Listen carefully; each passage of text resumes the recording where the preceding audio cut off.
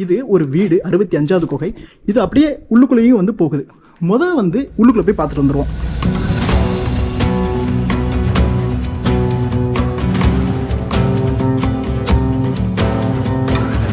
இது எல்லாமே வந்து வீடு தாங்க. அப்படியே தங்கி இருக்கிறாங்க. அப்படியே இந்த பாறையை செதுக்கி எவ்வளோ அழகா இருக்கு பாருங்க. அதை தாண்டி உள்ள போறோம். இதோட அமைப்பை பாருங்க. கிட்டத்தட்ட எப்படியோ ஒரு 50-100 அடி வருமா.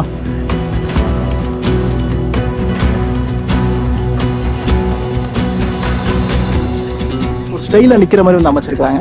இதுக்கு உள்ளுக்குள்ள போகக்கூடிய பாதைகளும் பார்த்தீங்க அப்படின்னா இந்த கற்களை வெட்டி. ஸோ பஸ்ல இருந்து இறங்கணும்னு இங்கே வந்துட்டோங்க. இது தெரியுதா? இதுக்கு வெளியே வந்து பாருங்க விளக்கு போடுறதுக்காக இந்த இடம் வந்து அமைக்கப்பட்டிருக்கு. இது இடத்த பாருங்க. இது தெரியுதா? இது வந்து ஒரு உரலுங்க. இந்த மாதிரி தண்ணி தொட்டிகள் அங்கங்க அமைக்கப்பட்டிருக்கு. அது பாருங்க. அது தண்ணி வருதா? வந்து ஃபுல்லாயிருச்சு அப்படின்னா இங்கே வருது.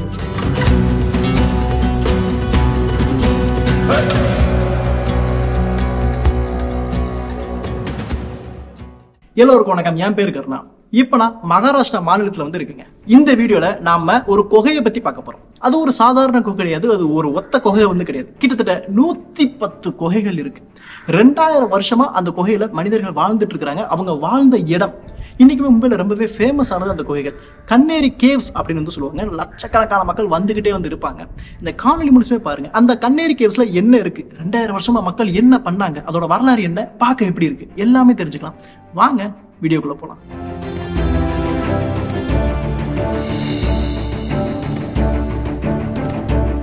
இன்றைக்கி நம்ம பார்க்க போகிற இடம் வந்து கண்ணேரி குகைகள் அப்படின்னு சொல்லுவாங்க. இந்த இடம் மும்பையில் சஞ்சய் காந்தி நேஷனல் பார்க் அப்படிங்கிற ஒரு பார்க்குள்ளே இருக்குங்க. அந்த பார்க்கில் நிறைய இடங்கள் இருக்குது. அதில் முக்கியமான ஒரு இடம் தான் இந்த கண்ணேரி கேவ்ஸ் அப்படின்றது. இந்த சஞ்சய் காந்தி நேஷனல் பார்க்குள்ளே போகிறதுக்கு நம்ம டிக்கெட் எடுக்கணும். ஒரு ஆளுக்கு 85 ரூபா வந்து வாங்குவாங்க.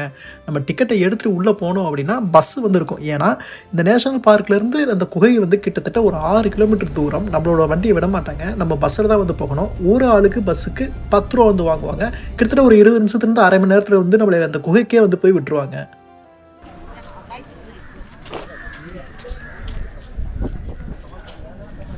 ஸோ பஸ்ல இருந்து இறங்கணும்னு இங்கே வந்துட்டோங்க. ஸோ கண்ணேரி கேவ்ஸ் இந்த இடம் வந்து இப்போ இந்திய தொழில்துறை அவங்ககிட்ட இருக்கு. மேலே நிறைய குகைகள் இருக்கு. படிக்கட்டுகள் கூடி ஏறி போகணும்.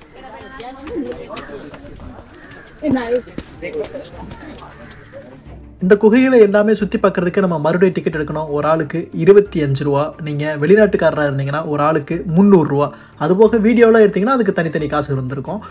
நீங்கள் 85 ரூபா கொடுத்து எடுத்தது நீங்கள் உள்ளுக்குள்ளே வர்றதுக்கு. அதுக்கப்புறம் உள்ளுக்குள்ளே நிறைய இடங்கள் இருக்குல்ல, அதெல்லாம் ஒவ்வொரு காசு வந்து வரும். நீங்கள் 25 ரூபா டிக்கெட் எடுத்துகிட்டு செக்யூரிட்டி கொடுத்துட்டு நீங்கள் உள்ளுக்குள்ளே போய் பார்க்கலாம். அந்த காவலி ஆரம்பத்தில் சொன்ன மாதிரி கிட்டத்தட்ட 110 குகைகள் இருக்குது. அந்த 110 குகைகளையும் நீங்கள் பார்க்கணும்னா கிட்டத்தட்ட ஒரு நாள் பத்தாது. ஏன்னா அவ்வளோ பெருசாக இருக்கும்.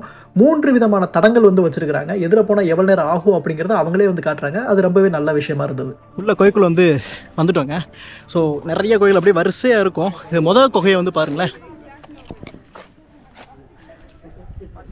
இப்போது இது எல்லாமே ஒரு குடைவரை அப்படின்னு சொல்லலாம். அதாவது உங்களுக்கு நிறைய தடவை வந்து சொல்லியிருக்கேன். குடைவரை அப்படின்னா வரை அப்படின்னா வந்து மலை அப்படின்னு அர்த்தம். அந்த வரையை குடையிறதுனால குடைவரை அப்படின்னு வந்து சொல்லுவாங்க. எடுத்துக்காட்டுக்கு இது முழுக்க ஒரே ஒரு பாறை இவ்வளோ தூரம் வந்து இருந்தது. சரிங்களா? இதை வெட்டி வெட்டி வெட்டி வெட்டி வெட்டி இந்த மாதிரி செதுக்கி உள்ளுக்குள்ள அவர்களுடைய தங்குமிடமாக அமைச்சிருக்கிறாங்க. எப்பா எவ்வளோ பிரம்மாண்டமான ஒரு தூண் பாருங்க உள்ளுக்குள்ள போகிறப்பே. ஸோ இது கேவ் நம்பர் 1. இந்த மாதிரி தான் நிறைய குகைகள் இருக்குது. அந்த ஒவ்வொரு குகைகள்லையுமே சிற்பங்கள் இருக்குது, ஓவியங்கள் இருக்குது. அந்த குகைகள் எல்லாமே பாருங்களேன். மேலே காடி வந்து வெட்டப்பட்டிருக்கு. நம்ம எல்லா இடத்துலையும் பார்க்குற மாதிரி. ஆக்சுவலாக காடினா இங்கே நல்லா பாருங்க. மேலே வந்து இந்த பாறை அப்படியே செதுக்கி விட்டுருப்பாங்க. அப்படியே செதுக்கி விட்டுருப்பாங்க. ஏன் அப்படின்னா அந்த மழை தண்ணி உள்ளுக்குள்ளே போகக்கூடாது அப்படிங்கிறதுக்காக எல்லா இடங்கள்லையும் நேர்த்தியாக செதுக்கப்பட்டிருக்குங்க. ரொம்பவே நல்லா பண்ணியிருக்கிறாங்க. இன்னைக்கு வந்து ஒரு வீக்கெண்ட் அப்படிங்கிறதுனால நிறைய மக்கள் கூட்டம் வந்து வர ஆரம்பிக்கிறாங்க. இங்கே இந்த 3வது குகை வந்து ரொம்ப ரொம்ப முக்கியமான ஒரு குகை அப்படின்னு சொல்லலாம். ஏன்னா இது நல்லா பிரம்மாண்டமாக வந்து அமைச்சிருப்பாங்க. நீங்கள் பார்த்தீங்க அப்படின்னா துவாரபாலகர்கள் 2 பக்கமும் வந்து இருப்பாங்க. பாருங்களேன். அவர் 5 தடை நாகத்திற்கு கீழே இருக்கிற மாதிரி எவ்வளவு அப்படியே ஒரு ஸ்டைலா நிக்கிற மாதிரி வந்து அமைச்சிருக்காங்க.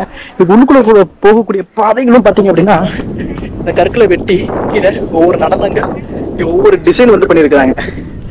அதை தாண்டி உள்ள போறோம். இதோட அமைப்பை பாருங்க. கிட்டத்தட்ட எப்படியோ ஒரு 50-100 அடி வருமா. அவ்வளோ உயரமாக வந்துருக்குங்க. சரி, என்ன கொடுத்துருக்குறாங்க பாருங்க, இந்த 3வது குகையை பற்றி கொடுத்துருக்குறாங்க. இந்த 3வது குகை தான் இங்கே இருக்கிறதுலே ரொம்பவே அழகான, ரொம்பவே பிரம்மாண்டமான ஒரு குகை அப்படின்னு சொல்லலாம். இந்த குகைக்குள்ளே போனோம் அப்படின்னா இது வந்து புத்தர்களுக்காகவே வந்து பண்ணியிருக்கிறாங்க. இப்போ 2 பக்கம் பார்த்தீங்கன்னா மிகப்பெரிய அளவில் வந்து புத்தர் இருப்பாங்க. இந்த குகையை யார் செஞ்சு கொடுத்தா அப்படின்னு இங்கே இருக்க கல்வெட்டுகள் சொல்லுது அப்படின்னா 2 பேர், ஒரு வியாபாரிங்க, 2 பேர் அண்ணன் தம்பி வந்து பண்ணியிருக்கிறாங்க. அவங்க பேர் என்ன அப்படின்னா கஜசேனா அண்ட் கஜமிதா அப்படிங்கிறவங்க. அவங்களுடைய சிலைகளை வந்து வெளியே வந்து வச்சிருக்கிறாங்க. புத்தர் மிகப்பெரிய அளவில் இருக்கிறார். இந்த குகையை சரியாக எப்போ பண்ணியிருக்கிறாங்க அப்படின்னா 200வது வருஷத்துல பண்ணியிருக்கிறாங்க. அதாவது இப்ப இருந்து 1800 வருஷத்துக்கு முன்னாடி இந்த குகையை வந்து பண்ணியிருக்கிறாங்க. எவ்வளோ பெருசா இருக்காரு பாருங்க. காலப்போக்கில் அவருடைய கைகள் அந்த நுணுக்கங்கள் எல்லாமே நிறைய கொஞ்சம் கொஞ்சம் செதஞ்சிருக்கு அப்படின்னு சொல்லலாம். ஏன்னா பராமரிப்பு அந்த அளவுக்கு இப்ப பண்ணிட்டு இருக்கிறாங்க, இதுக்கு முந்தின காலத்துல வந்து இல்லை. இந்த புத்தருடைய சிலைகள் எல்லாமே கிட்டத்தட்ட ஒரு 5ஆம் நூற்றாண்டு, அதாவது அதுக்கடுத்து ஒரு 300 வருஷம் கழிச்சு இதுக்கப்புறம் மிக முக்கியமாக அந்த குகையை வந்து பயன்படுத்தினா இங்கே கிடைக்கக்கூடிய கல்வெட்டுகள் வந்து சொல்லுதுங்க. இந்த ஹால் ரொம்பவே பெருசாக வந்து அமைச்சிருக்கிறாங்க. 3 விதமாக வந்து இது அமைச்சிருக்கிறாங்க. இதோட தூண்களை பார்த்தீங்கன்னா மிக பிரம்மாண்டமாக இருக்குது. நடுவில் ஒரு ஸ்தூப்பா இருக்குது. இது இவங்க எப்படி வடிவமைச்சிருக்கிறாங்க அப்படின்னா இது வந்து ஒரு ரதம் மாதிரியும் அதை ஒரு யானை பிடிச்சி இழுத்துட்டு போகிற மாதிரியும் ரொம்பவே அழகாக பிரம்மாண்டமாக வந்து அமைச்சிருக்கிறாங்க. நமக்கு ரொம்பவே ஆச்சரியமாக இருக்குங்க.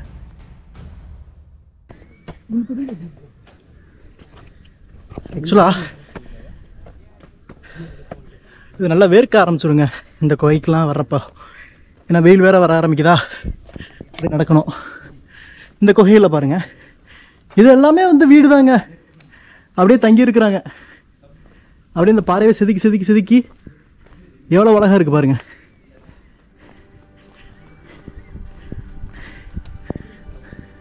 கிட்டத்தட்ட இங்கே ஆயிரக்கணக்கான பேர் வந்து இருந்திருக்கிறாங்க. இந்த இடத்துல இருக்கிறப்போ கண்டிப்பாக வந்து அவங்களுக்கு தண்ணீர் வந்து தேவைப்படும். அது மட்டும் இல்லை, அளவுக்கு அதிகமாக மழை பெஞ்சிச்சு அப்படின்னா, ஏன்னா இது பல கிலோமீட்டர் கணக்காக இருக்கக்கூடிய ஒரு இடம். ஸோ இங்கே மழை பெஞ்சா எப்படி தண்ணி சேமிக்கிறாங்க அப்படிங்கிறத நான் உங்களுக்கு இப்போ காட்டுறேன். இங்கே பாருங்கள், இப்போது மழை வந்து பெய்யுதுன்னு வைங்களேன், இந்த மாதிரி வந்து ஸ்டோர் ஆகிற மாதிரி தண்ணியை வந்து வச்சிடறாங்க. இந்த மாதிரி தண்ணி தொட்டிகள் அங்கங்கே அமைக்கப்பட்டிருக்கு. அது பாருங்கள், அது தண்ணி வருதா, வந்து ஃபுல்லாகிருச்சு அப்படின்னா இங்கே வருது. ஸோ இதுக்கப்புறம் இது அப்படியே கீழே ஒரு 6 மாதிரி சைடு அப்படியே வச்சுருக்காங்க, அந்த மாதிரி வெளியே போயிடுற மாதிரி. இந்த பக்கமும் ஒரு தொட்டி இருக்குது, இதுக்கும் லிங்க் இருக்குது, அப்படியே இதுக்கு ஃபில் ஆகுற மாதிரி. அந்த பக்கமும் ஒரு தொட்டி இருக்குது. இங்கே இருந்த மற்ற குகைகளில் அவங்க நீர் பயன்படுத்துறதுக்காக இங்கே வந்து அமைச்சிருக்கிறாங்க. எவ்வளோ அற்புதமான ஒரு அமைப்பில், அற்புதமான ஒரு அமைப்பு. ஏன்னா இங்கே பாருங்கள், இப்போது இதுக்கு மேலே இப்போது அங்கிட்டிருந்து பெய்கிற தண்ணி அதில் வருது. இப்போ இதில் ஓவர் ஃப்ளோ ஆகுது, இதுக்கு மேலே பெய்யுது அப்படின்னா இதை வந்து சேமிக்கிறதுக்கு இங்கே பாருங்கள், இதெல்லாம் இது அப்படியே வெட்டி விட்டுருக்காங்க. உங்களுக்கு தெரியுதா, இது வழியாக அப்படியே இந்த தண்ணி வெளியே போயிடும். இது ஒரு ஆறு மாதிரி. ஏன்னா இந்த மகாராஷ்டிரா மாநிலத்தில் வந்து கிட்டத்தட்ட ஒரு 4-5 மாதங்கள் மட்டும்தான் வந்து சரியாக வந்து மழை பெய்யும். ரொம்ப அளவுக்கு அதிகமாக ரொம்பவே வந்து மழை பெய்யும் அப்படின்னு சொல்லலாம். அதுக்கப்புறம் அந்த ஒரு வருடத்திற்கு வந்து அவங்க பயன்படுத்தணும் தண்ணி. அதனால் நிறைய அனைத்து கிட்டத்தட்ட முக்கால்வாசி குகைகளில் எல்லாமே வந்து நீரை வந்து சேமிச்சிருக்கிறாங்க. அதுக்கு ரொம்ப முக்கியத்துவம் கொடுத்துருக்குறாங்க அப்படிங்கிறத நம்ம எளிமையாக வந்து புரிஞ்சுக்க முடியுதுங்க. குகைகள்லாம் நம்ம பார்த்துட்டே இருக்கோம்ல, இந்த இடத்துக்கு பேர், இந்த குகைகளுக்கு பேர் என்ன சொல்கிறாங்க அப்படின்னா கண்ணேரி அப்படின்னு சொல்கிறாங்கல்ல. இதோட பழைய பெயர், இது எப்படி பேர் வந்திருக்கலாம் அப்படின்னு சொல்கிறாங்க அப்படின்னா, இது நம்ம ஊர் இருக்க, அதாவது தமிழ்நாட்டில் இருக்கிற கிருஷ்ணகிரி தான் கண்ணேரியாக மாறிடுச்சு அப்படின்னு வந்து சொல்கிறாங்க. கண்ணனுடைய மலை அப்படின்னும் சொல்லப்படுது.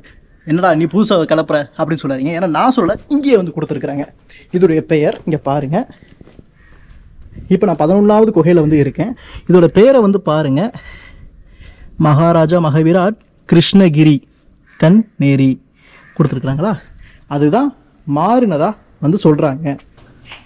எப்பா எல்லாமே பெருசாக இருக்குங்க. இது வந்து ஒரு குகை சரிங்களா, சின்னதாகவும் ஒரு குகை இருந்தது.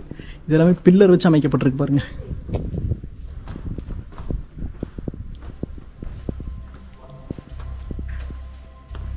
இவ்வளோ பிரம்மாண்டமாக இருக்குது பார்த்தீங்களா. இப்போது இந்த கண்ணேரி குகைகளோட வரலாறு என்ன அப்படின்னு வந்து பார்க்கலாம். இந்த குகைகள் எல்லாமே பல்வேறு காலகட்டங்களில், அதாவது 100வது வருஷத்துலேருந்து 1000வது வருஷத்துக்கு வரைக்கும் கட்டப்பட்டதாக வந்து சொல்கிறாங்க. இங்கே இருக்கக்கூடிய அனைத்து குகைகளும் அதிகபட்சமாக புத்த விகாரங்களாக தான் வந்து இருந்திருக்குங்க. அதாவது அவங்க தங்கியிருக்கிறாங்க, படிச்சிருக்கிறாங்க, அவங்க தியானம் பண்ணியிருக்கிறாங்க. அதற்கு ஏற்ற மாதிரி தான் இந்த எல்லா குகைகளும் அமைக்கப்பட்டிருக்கு. புத்த பிக்குகள் தான் இங்கே அதிக அளவில் வந்து இருந்திருக்காங்க.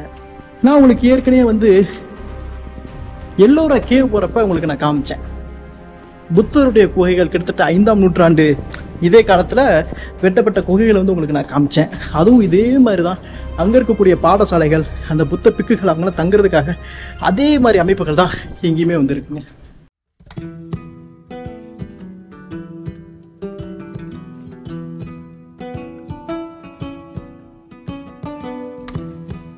இதை வந்து நல்லா ஒரு கார்டன் மாதிரி வந்து அமைச்சு பராமரிச்சுட்டு இருக்கிறாங்க. பரவாயில்ல, எங்கே எடுத்துனாலும் செக்யூரிட்டிஸ் வந்து இருப்பாங்க. நீங்கள் பாருங்கள், அதுவும் எல்லாமே குகைகள் தான், இதுவும் எல்லாமே குகைகள் தான். இப்படி நம்ம போய்கிட்டே இருக்கணும் கிலோமீட்டர் கணக்கா.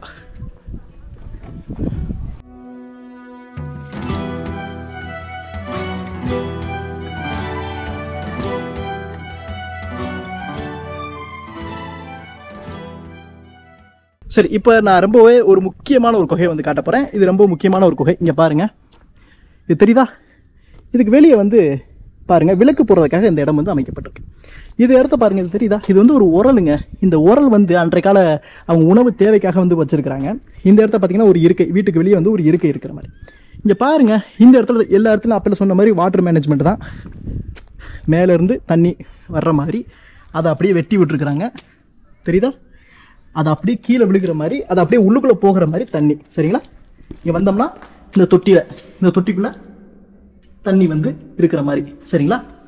அப்படியே இந்த பக்கம் தாண்டோம்னு வைங்க, இது ஒரு வீடு. 65வது குகை. இது அப்படியே உள்ளுக்குள்ளேயும் வந்து போகுது. வந்து உள்ளுக்குள்ளே போய் பார்த்துட்டு வந்துடுவோம். இதை பாருங்கள், இந்த மலையவே செதுக்கப்பட்ட ரொம்ப அழகான ஒரு தூண். இது அப்படியே இங்கே உள்ளே பார்த்தோம்னா, இந்த வீட்டோட அமைப்பை பார்த்தோம் அப்படின்னா, இங்கே பாருங்கள், ஜன்னல்கள், அதாவது காற்றுக்காக ஜன்னல்கள் வந்து அமைச்சிருக்கிறாங்க. இதே அப்படி நம்ம தாண்டோம். சரிங்களா?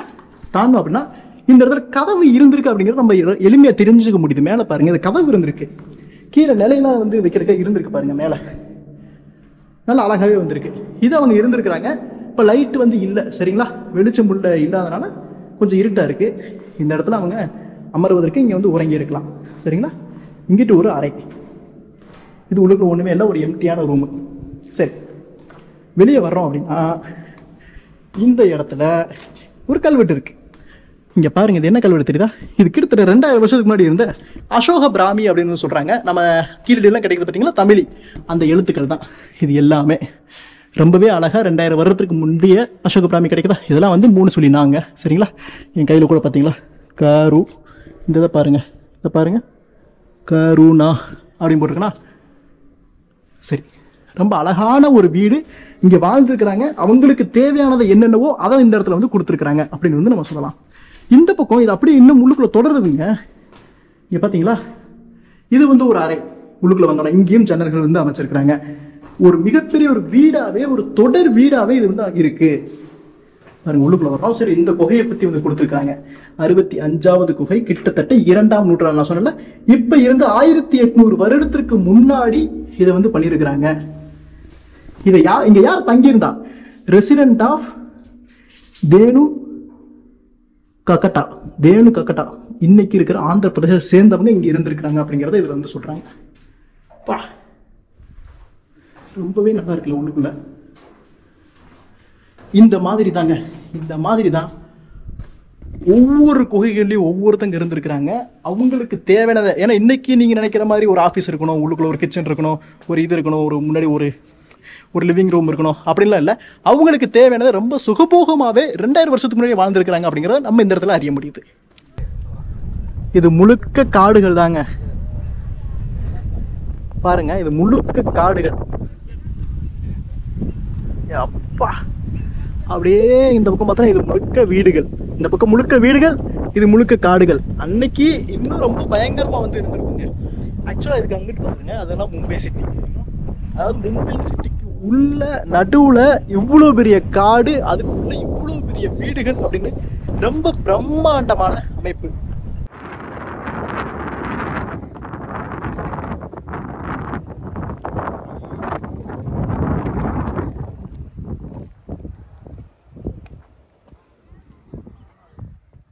கீழே வந்து இறங்கிட்டோங்க. கிட்டத்தட்ட 109 குகைகள் சரியாக சொல்ல போனால், சரிங்களா, இது வரைக்கும் கண்டறியப்பட்டது. நீங்கள் இதெல்லாம் பார்க்கணும் அப்படின்னா கிட்டத்தட்ட ஒரு நாள் முழுக்க ஆகுங்க. உங்களுக்கு ஒரு 10 குகை 15 குகை பார்க்குறப்பே வந்து உங்களுக்கு டயர்ட் ஆயிரும், ஒரே மாதிரி தான் இருக்கும், கொஞ்சம் போர் அடிக்கும் அப்படின்னு வந்து சொல்லலாம். நீங்கள் இந்த இடத்துக்கு வந்தீங்க அப்படின்னா கண்டிப்பாக மறக்காமல் வாட்டர் பாட்டில் வந்து வாங்கிங்க. உங்களுக்கு சாப்பிட்றதுக்கு ஏதாவது உணவு வேணா வாங்கிங்க, குப்பையை மட்டும் இங்கே போட்டுறாதீங்க, சரிங்களா. நீங்கள் வரப்போ நிறைய சின்ன சின்ன கடைகள் இருக்குங்க, மறக்காமல் உங்களுக்கு தேவையான உணவுகள் வாங்கிங்க, வாட்டர் பாட்டில் வந்து வாங்கிங்க. உள்ளுக்குள்ள கேண்டீன் இருக்குது, வாஷ்ரூம் இருக்குது, எல்லாமே இருக்குது. பெர்ஃபெக்டாக நீங்கள் ஒரு நாள் முழுக்க உங்கள் ஃபேமிலியோட ஸ்பெண்ட் பண்ணணும் அப்படின்னா இந்த இடம் ஒரு பக்காவாக இருக்கும் அப்படின்னு சொல்லலாம். இந்த வீடியோ நிறைய பேருக்கு ஷேர் பண்ணுங்க. ஏன்னா இந்த மும்பையில் வந்து இந்த கண்ணேரி கேவில் இவ்வளவு இருக்குது, இவ்வளோ வரலாறு இருக்குது, பார்க்க இப்படியெல்லாம் இருக்குது, அதுவும் இப்படி வாழ்ந்துருக்கிறாங்க 2000 வருஷத்துக்கு முன்னாடி அப்படின்னு எல்லாருக்கும் தெரியணும். இந்த வரலாறு என்று பகிரப்படல் மட்டும் தான் இந்த வரலாறு அடுத்த தலைமுறை அறியப்படும். இணைஞ்சே இருங்க. இதே மாதிரி நமக்கு தெரியாத, நம்மளை போக முடியாத பல வரலாற்று இடங்களையும், பல இந்த மாதிரி குகைகளையும், 2000 வருஷத்துக்கு முன்னாடி வாழ்ந்த மக்களுடைய இடங்களையும் உங்களோட கூட நான் சேர்க்குறேன். அடுத்த ஒரு பயணத்தில் சந்திக்கலாம். நன்றி.